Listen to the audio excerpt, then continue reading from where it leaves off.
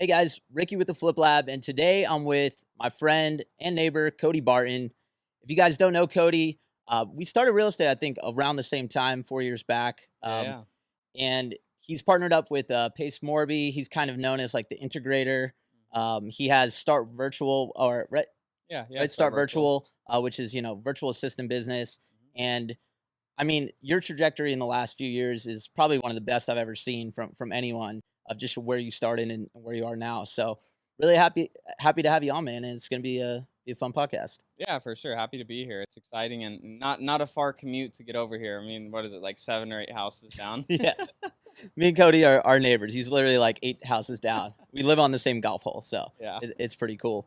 But um, I think what I really want to dig into, man, is I've always admired how you've been able to scale some of these businesses and really be, you know, shout out to Pace, great dude. He's crazy. He's all over Yeah. the Oh, place. yeah. But he's really like the face of the operation. Yeah. But there's obviously a ton of work behind the scenes, and Mhm. I really feel like that's where you're the rock of that part of the business. Yeah. So when I hear your name come up, a lot of people are like, "Oh, the integrator." Um, Talk to me about like how would you define integrator, and what would you say makes a successful integrator? Yeah, so well, I mean, if you look at just like visionary integrator in general, like for those that haven't read the book, like Rocket Fuel Sure. by I think it's Gino Wickman, but that book really goes into like the what makes a company successful, having an integrator and a visionary, and like where the visionary is like the big ideas, crazy things, and like big relationships and sales and all of that. Like that's kind of what it's talked about in the book is like visionary, and then like on the integrator side, it's like where the rubber hits the road. It's like, okay, well, it's like these ideas are great, these big concepts are awesome, like these relationships around us are cool, but like how do we bring those together and create a plan of okay, we want to accomplish this. Let's start at the beginning now. And for us to be able to accomplish that, what are all the things that we have to put into place? Who are the people that we need to put into place? What are the systems that need to be put into place? What are the processes that have to, follow with those systems? And then where are the checkpoints that we're going to be able to see are we making progress, are the people here doing what they need to do? So it's like really what taking that the vision of what's trying to be accomplished and then putting the details behind that to make that be able to happen. And so I think that's what makes a good integrator, somebody that can see like the big picture and then be able to put all the little pieces together to make that big picture become a reality. Yeah. And would you say like when you're breaking down that process, Mhm. would you say like what's most important, like the people that you bring on, the systems, Mhm. kind of how do you figure that part out? Yeah, so I think there's a few things. There's like depending on like what the business is, it's like the people is like that's one of the most important because at the end of the day, it's like things are gonna rise and fall on like leadership, which is people. And so you have the people, you have your product or service, that it's like what are you fulfilling a service for somebody or or are you fulfilling a product? And then you have your actual process, which is like what's the process for how we do the things that we do at our company. And so those are the things that all come together. It's not, it's like a three-legged stool. If any of those are missing, that's not going to be able to be successful long term. So, for me, I really try to focus on the people within our organization because if we have great people, they could put some, good or great, processes together, and then making that service or product, be able to sell really effectively. Yeah. So like let's say Pace is out there, he's got some crazy idea. Yeah. He's like, and now you're like, okay, I need to turn this into an actual business. I need to Yeah. figure out a way to make this happen in real life. Yeah. So let's say all of a sudden, like I know you started the virtual assistant business. Yeah. So how does that go from an idea to a business? Yeah, so well, I mean, the virtual assistant business that was myself and then one of our other partners, Matt Beard. Yeah. We came up with that idea together to start that business, and so really like I look at it from like okay, well, obviously like our goal is to grow it to X amount of revenue or whatever that goal is, and then it's just getting to the front details. Okay, we're gonna start this business. What do we need to do? Who are the people that are going to be involved initially? So if we're going to start with our minimum viable product that we're going to offer, our minimum viable service. So look at it as okay, what are the boring things we need to set up? We need an LLC, we need to set up our EIN number, we need a bank account, we need to have an operating agreement, a buy sell agreement. So like some of the structural things like initially. So let's set those up And then let's look at what's the service that we're going to start providing, and then how are we going to get customers for that service. And so we put together like how we're going to get those customers, and then what's our fulfillment process going to look like as like a minimum viable service fulfillment option, where obviously the goal isn't to have a perfect plan and a perfect system. It's like you kind of have to get started and kind of work on it as you go. It's kind of like you look at like a lot of car manufacturers, like the first version of a lot of what they make, Yeah. it's like, oh, there's bugs and like, oh, it doesn't work, or I wish there was another feature that it had. And then the version 2, it's like, oh, this is actually a lot better. They fixed the bugs. So it's like that's how I try to look at like anything that we come out with is like minimum viable done versus like perfect. Because otherwise you never get anything out because you're just trying to get perfection. It's like let's just get it out and get it done, gather feedback on what we can do better instead of trying to guess what the marketplace wants and guess what's going to work and what's not going to work. Like let's get it out there and gather feedback quickly and evolve it. So that's essentially like anything that we start of how I like to move things along.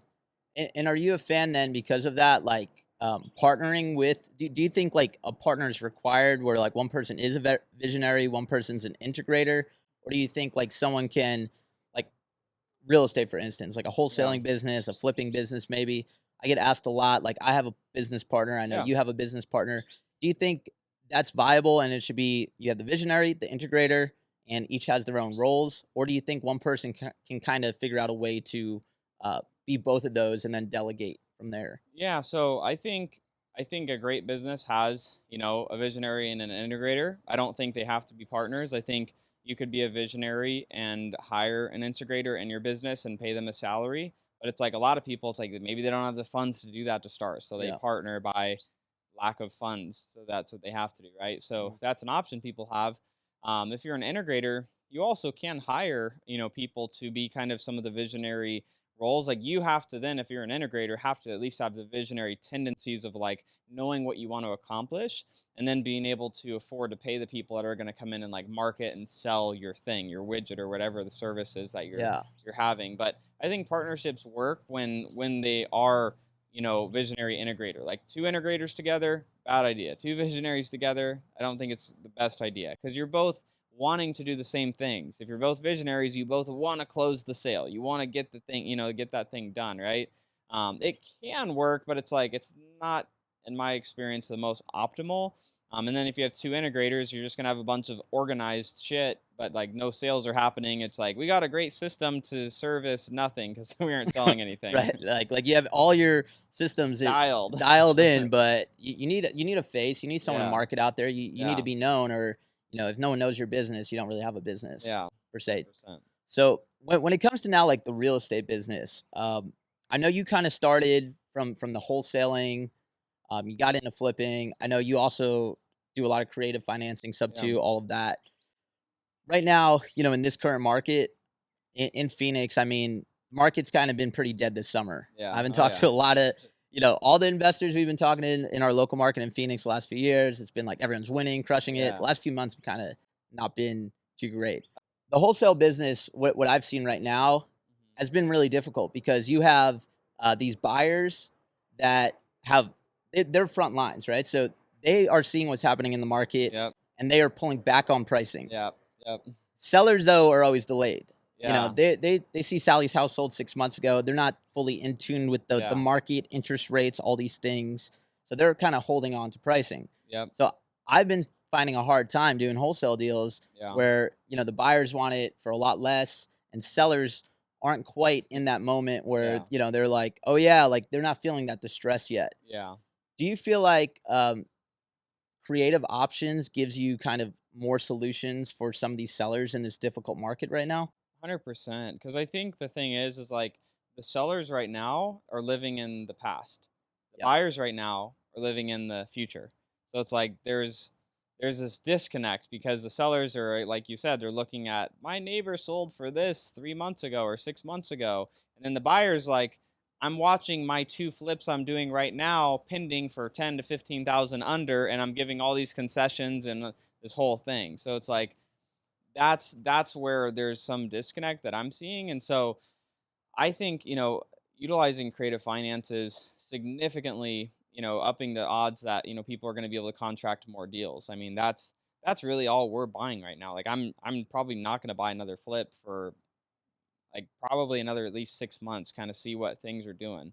And Yeah. really because like we have like our last like we have right now um 5 projects in construction, and out of those 5 we're literally turning 4 of them into long-term rentals. One will end up still flipping and selling off. But just for the fact of once those are finished, I mean rates could be upwards of 7% by then. It's like I'm not trying to go put it on the market and have it sit for 60 days. 100%. I'd rather Yeah. just, refinance into a not so ideal loan and have that and just hold it for a longer period of time, get some tax benefits by holding on to it, and, taking the I guess L of not getting the profits from the flip right now. Yeah, but at least I think too, that's where like having multiple exit Yeah. strategies is really important because Yeah. I've talked to some flippers. It's like they're just taking 50, 100K losses on some of these flips hmm because I think when they first bought it, they weren't really thinking about, well, do we have the capability to have Yeah. multiple What's exits? our other option here? They're like, nah, I'm just gonna flip it and make a bunch of money. Right, and then things changed, and it's like they've been doing that for the last 2 years, and then when Mhm. things changed, though, they kind of got screwed. Yeah. So that's kind of tough. Now, I've always focused on like buying deals deep, kind of Yeah. buying them at wholesale price. Would you say when you're talking about creative deals, Mhm. are you dealing with like the same types of sellers? Meaning, like we're dealing with a lot of people that, the buyers need them a lot lower. So our wholesale price, if we were buying at 70%, now we need to buy maybe at 55%. Yeah. So those sellers are like, no, I'm not selling at 55%. Yeah. Are those sellers that you can turn into creative deals, or are creative deals kind of completely different types of sellers? Yeah, so I think the creative deals come from the sellers that they want to sell and they don't really have many other options. Like they don't want to do the cash route. So I think there's a lot in that same pool of people that would take creative options.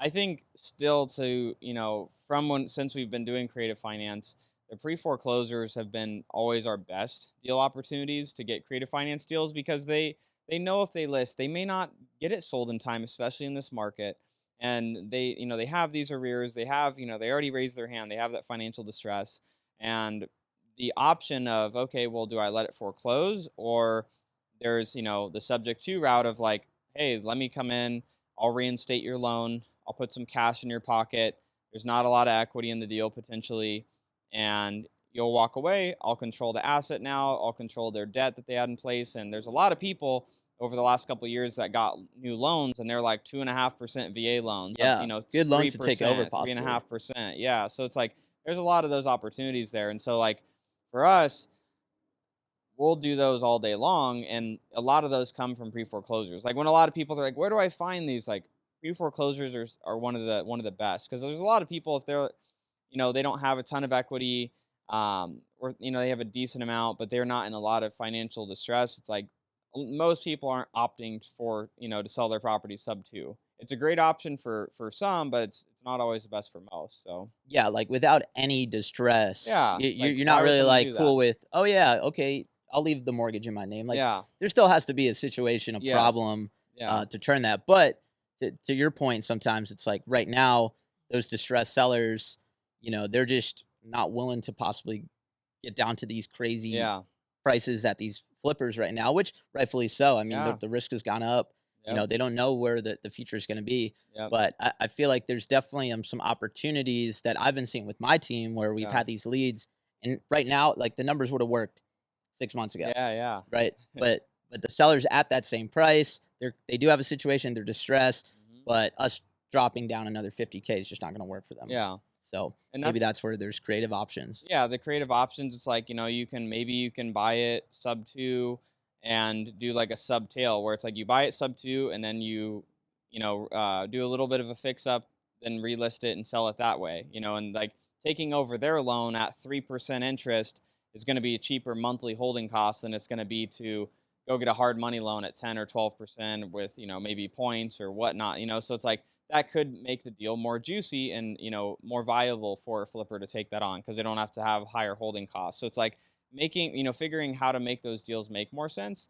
But I mean, for us, like in this market, we're just like, we want to just acquire the creative deals that we can to hold for the long term as rentals or Airbnbs, and just ride it out, and making sure though that if we are holding those, like we're actually underwriting for about 10% less than whatever market rent is right now. Okay. So I think rents are gonna go down a little bit. I think they're a little bit ridiculous right now. Yeah, what do they call it too? I think we're entering possibly like a double barrel scenario where house prices go down and rents go down. Yeah. That's like a pretty bad situation Yeah. for the housing market. Because Yeah. typically it's like there's an inverse relationship there. But I mean, you look at like where we live in, Gilbert, it's like, I mean, rents have almost doubled in just like the past year and a Yeah. half. And I just don't see that being very sustainable. No, I don't think so either. And I had a buddy that's looking at buying a house right now, and I actually went with him on Saturday and like just to hanging out with him, and like one of the houses he was looking at was like 600 grand or whatever, and like so the mortgage was going to be on that property with rates are with where they're at right now, it's going to be like 3,700, 3,800 a month. Or you can go rent that same property for 3 grand or 3,200. So it's Yeah. like as that starts happening more, I feel like rents are gonna have to go down. But it's a very strange thing going on right now because you have all these people over the last couple of years that got rates that are like freaking 2.5%, 3%, 3.5%. So their mortgage payments are really low. And so what I think is also going to be happening is if you look at like they're the first time home buyer, like they're coming into the market, they're buying a home, they're husband, wife, and they want to have kids. They have a kid, they have another kid. They usually are like now they're going to be move up They buyers. need to sell. They need to sell Life and move happens. into a bigger house. Well, now a lot of what I think is going to start to happen is those people are not going to end up selling because they're going to look at my mortgage right now is $1,700 a month, and I need another bedroom because we're having another baby. But if we move up to that little bit bigger house with another bedroom, our payment's going to go to 3,500. Are you going to double your mortgage payment for one extra bedroom? I mean, not a lot of people I think are going to want to do that. Yeah. So it's like I feel like the move up buyer is going to be kind of stuck in these low rates that they got. They're not going to want to leave that because they're like, well, it's really affordable here. We're going to be moving into unaffordable range.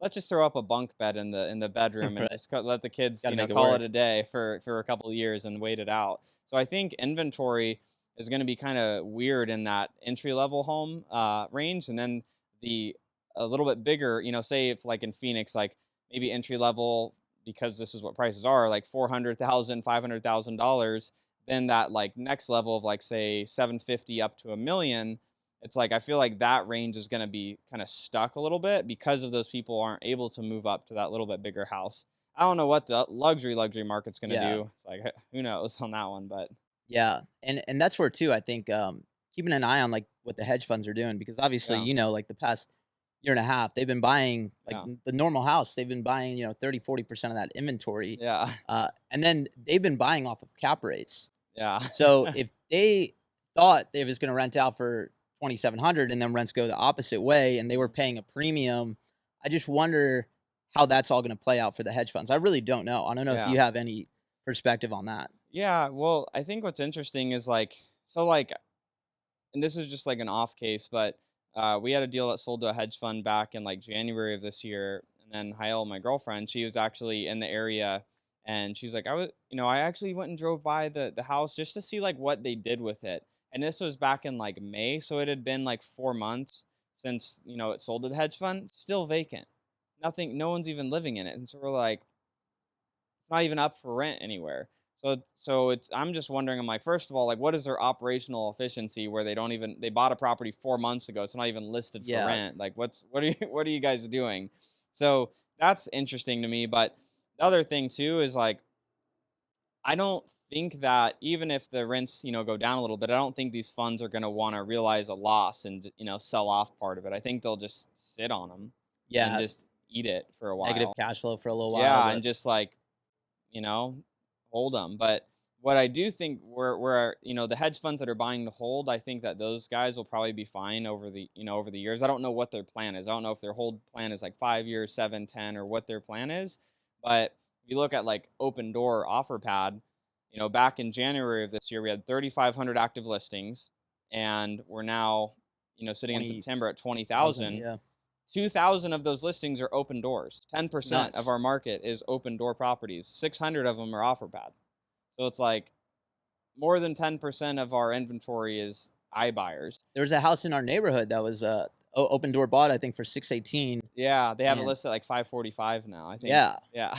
and like even that scenario, you wonder, it's like what is that business model? Sometimes I'm curious. Like you saw like Zillow like Oh, yeah, they're, completely, like, out. they're like out for a Mhm. while there. I was like, what's Zillow doing? Almost like I felt like they had a alternative plan that we just didn't really know about. Yeah, yeah, But it seems like maybe they just, missed on the market, and maybe they had, I don't know, like tech gets all this money, all this yeah. angel funding, and maybe they just didn't really have enough actual real estate people, within these roles, and they were, Like, understand what's going on. yeah, or like I even see like dealing with these hedge funds and iBuyers. It's like you're dealing with someone, like I know people that work there, right? And it's like the underwriter, they get hired on to underwrite, and the person training them is like a 22-year-old that's been working there for 2 months. They've Yeah. never like we've had our own money, Yeah, in deals. in deals, Yeah, right? Private lenders, that people yeah, we know, into deals. yeah, Like this is like real shit. Like yeah. this deal fucks up, like Not we're monopoly it's money. it's our own money, Yeah, right? But it's like these people have, they're not, they've never experienced those hardships of like their own money. So I yeah, wonder if that's just kind of like they probably got a bonus if they had sold 5 houses that week or bought yeah, five, and they're yeah. just like, whatever, man. If it works, it works. If it doesn't, though, Like, no who skin off my cares? back. Yeah, and so I think, with them too, what's interesting is, like, they're they're just buying they're buying to buy, they're getting these, influxes of cash from these hedge funds or whoever's funding Open Door, which is insane to me that they still continue to do it. But I think their play is something just around like getting enough market share and maybe eventually just selling the business to some other big hedge fund or something that'll gobble them up and be like, oh, well, they're controlling X amount of the market. They have branding or something like that. I'm trying to justify what they're doing because Same. they're not like I don't see it working. And I was looking at a stat this morning. Currently, 42% of the properties that Open Door currently owns across all the states that they own properties in, they're selling for a loss. So almost half of everything that they own right now is listed at under what they acquired it at and are selling for a loss. Yeah, And I mean, how many thousands of I properties know. can you It's do that like when you with? do the math, it's like, there's not like unlimited money Yeah. out there. At least I don't think so. Yeah. But sometimes I just don't know where, like the deeper I get into even doing deals with hedge funds and working with hedge funds, like Roofstock, like they were like one of the biggest hedge funds we were Yeah. selling to. But I learned Roofstock, like they're not the actual buyer. Yeah.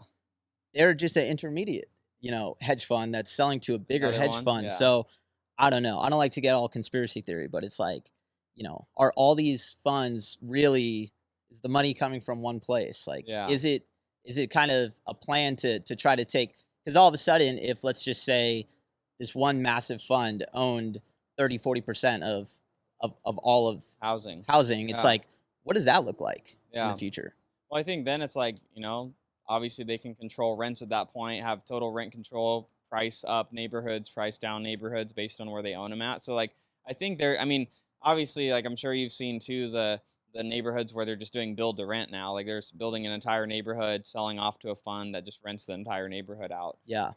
So it's like that's becoming more prevalent too, but it is interesting. But I don't know what their plan is to hold I don't know what their hold time is on these properties. I hope they're going to hold them for longer term and not start dumping them if, as the market gets maybe worse and just like eat the loss. Cause that would obviously be bad for all of us. Cause if they're dumping thousands of their inventory, it's going to be affecting everything that we're doing.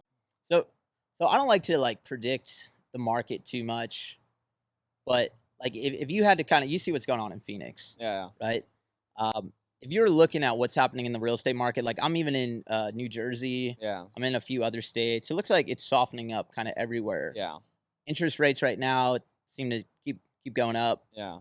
You have any, or I guess, how are you making business decisions currently within your real estate business with what's currently happening in the market? And do you have any predictions of where you think the market's going to be in the next quarter or two?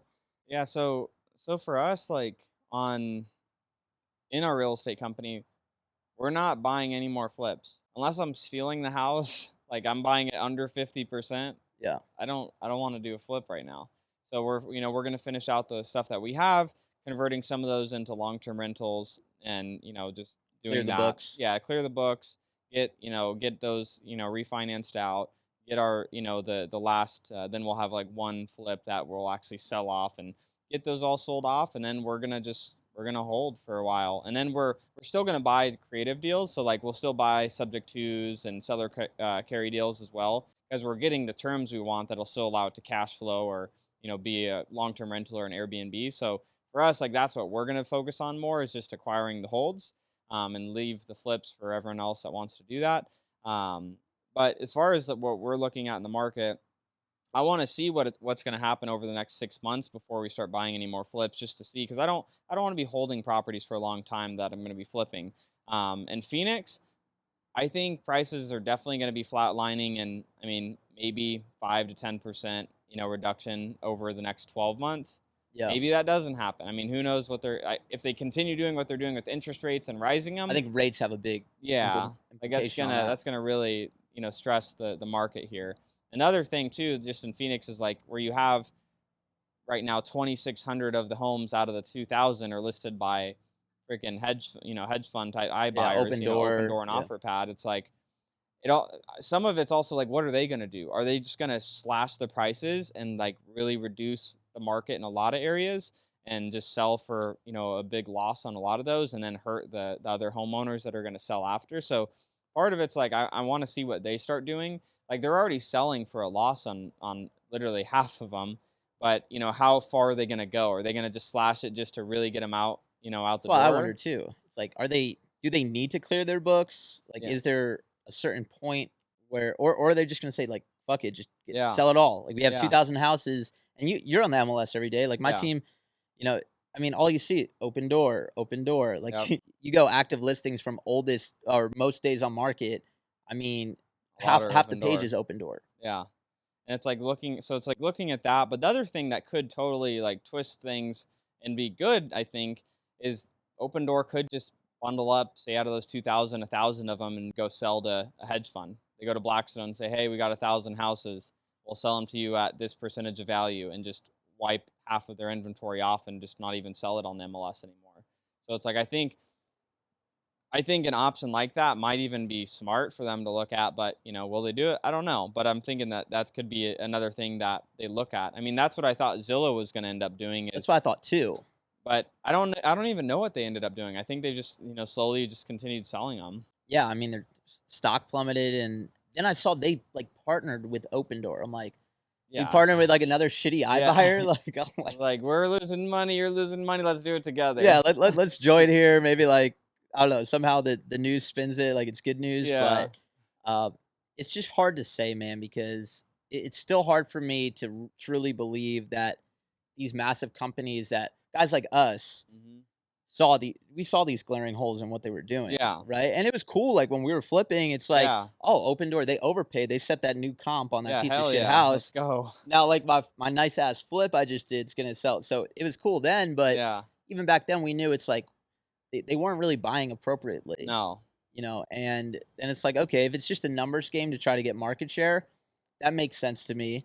But if they're selling off, it's like they didn't really care about market share, I guess. yeah. If they're gonna just clear their books too, which it looks like that's what Open Door is currently doing. Yeah, and it's confusing to me. I mean, I'm not as sophisticated as, some really high-end investors, so like maybe I'm just missing something. But it's like companies like Uber, like, Open Door, these big like tech companies even, it's like somehow they're worth billions of dollars, yet they're like negative profit like every year. And it's like, I don't know, like that just never really made sense to me. It's like that's where like the strategy doesn't make sense to me. It's like I want to see, if I'm invested in an asset, whether it's a business or a real estate, a property, it's like I want to see that at the end of the year, I'm seeing a positive, positive cash flow on Yeah, that. and that's where I think like we were talking about off camera, where a lot of these tech companies, like I don't think they hired like real estate guys like us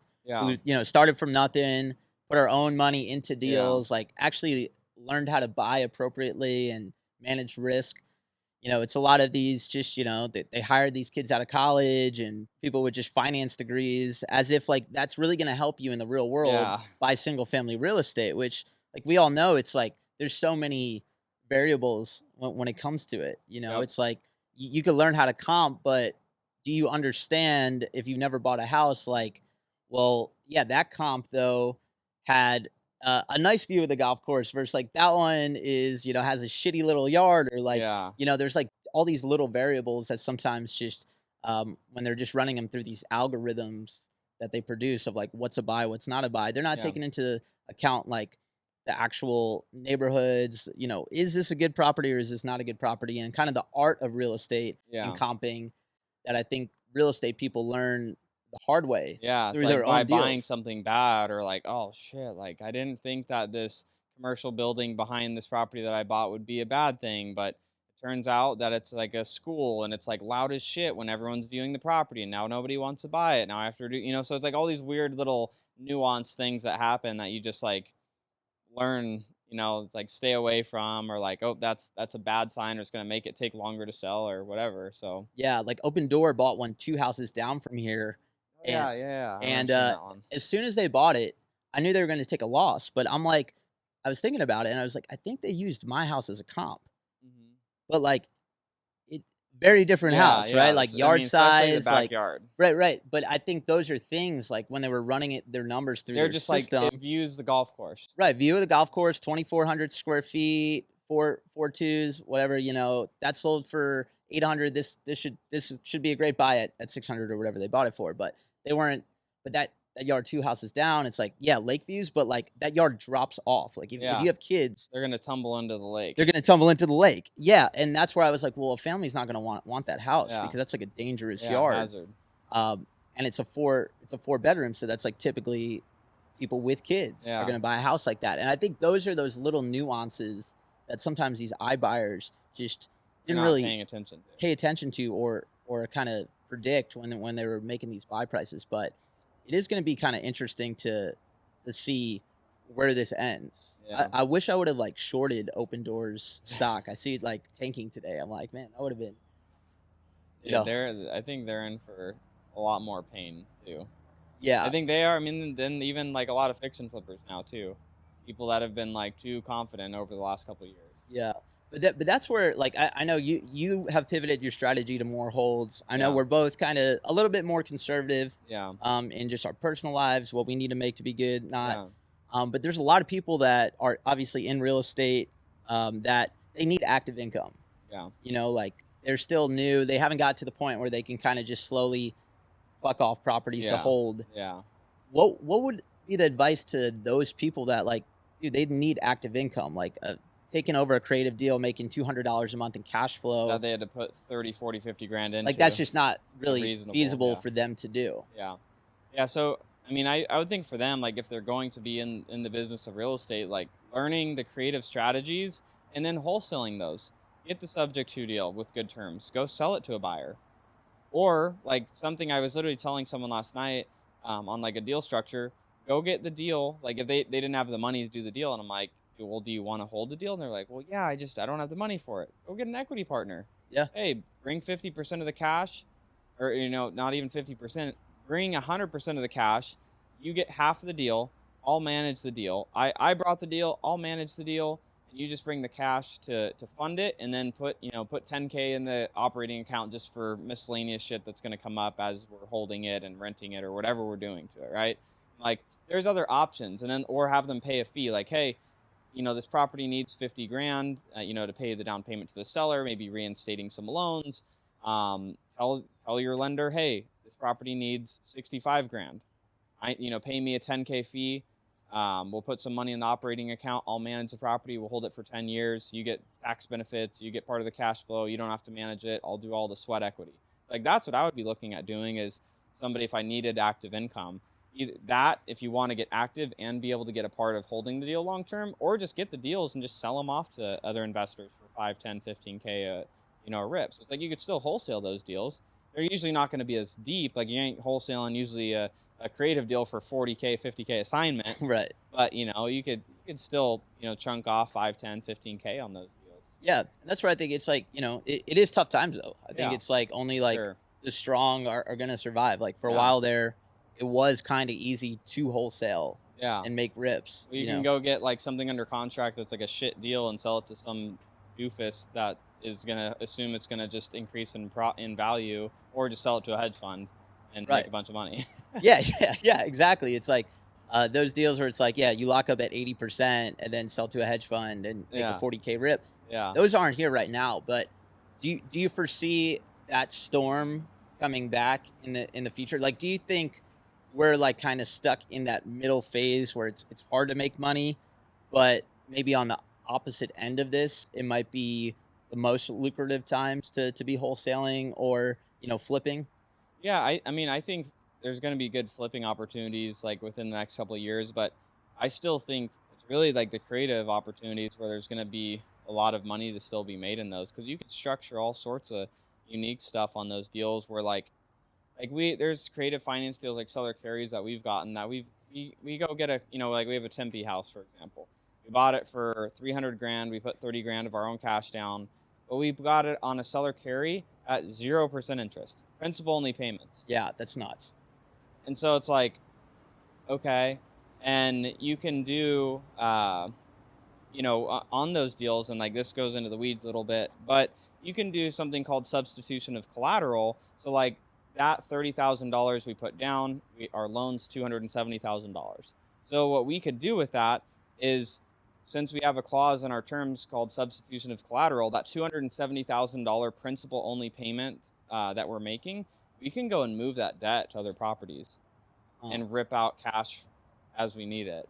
So like we can go move that 200, say like we have, 3 other properties that we need to put, down payments on. We could pull that 270 and spread that between 3 other properties. As long the debt's still being paid. So it's not like new money being left into deals. No. It's money that you was can already move it. kind of dead equity per se that then you can move into Yeah, new deals. and then make that property free and clear.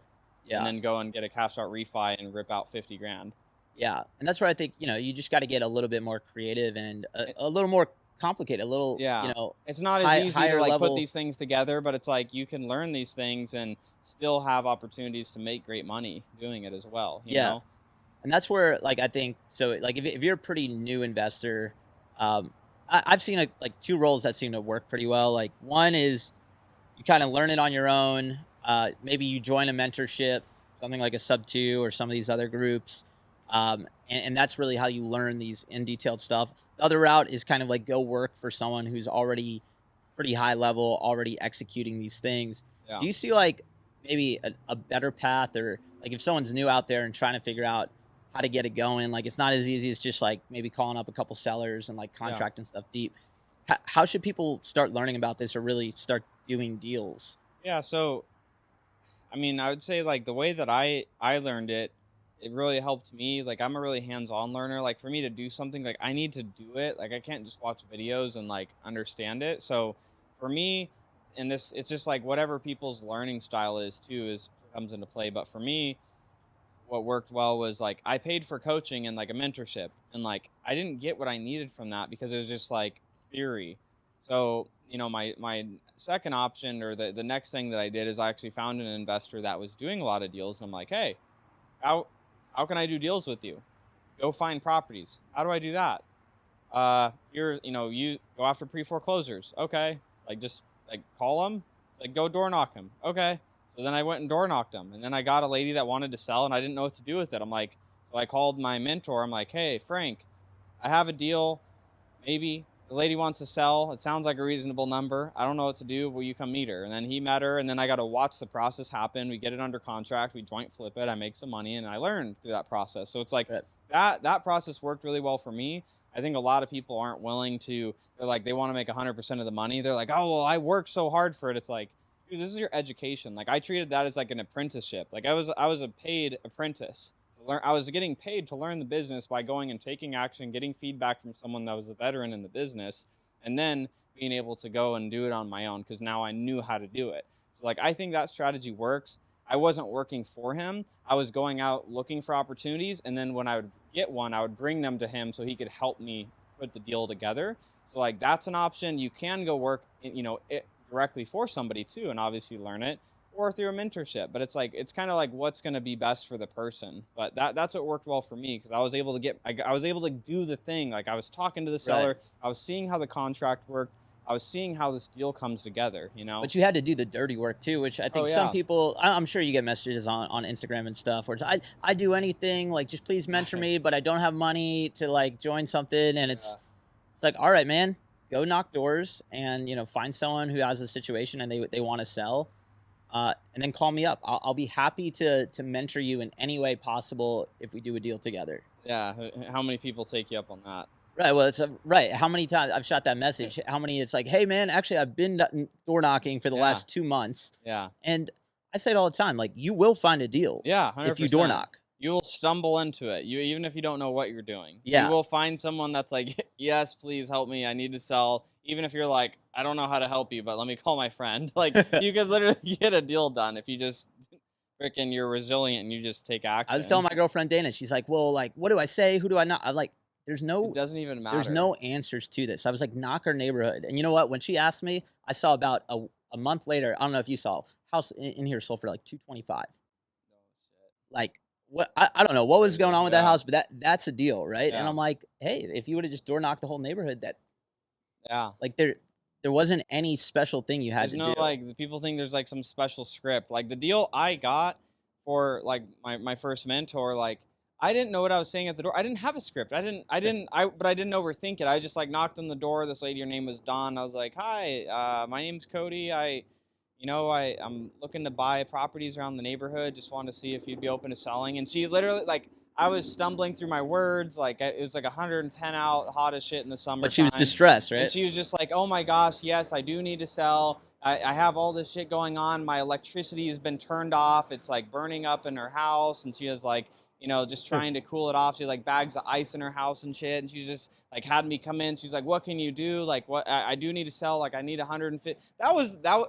I had no skill whatsoever to get that done. And I was like, I actually have someone that I could have come here and help. And I had my mentor come and get the deal done. Yeah. And that's, I think, the biggest, it's action over, overthinking it Yeah. and the perfect script. So, dude, it's been fun today. If people want to find you, learn more about, all the things you got going on, what's the best way to connect with you?